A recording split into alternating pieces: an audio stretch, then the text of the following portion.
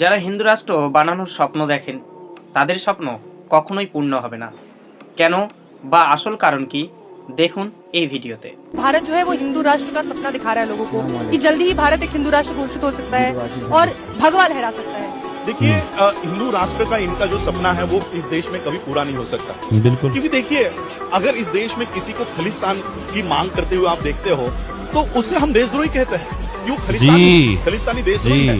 अभी 2047 में उन्होंने दावा किया कि पीएफआई इस देश को मुस्लिम राष्ट्र घोषित करने की तैयारी कर रही है, इस्लामिक स्टेट बनाने की कोशिश कर रही है। अगर कोई इंसान इस देश को इस्लामिक स्टेट बनाना चाहता है तो वो देशद्रोही है।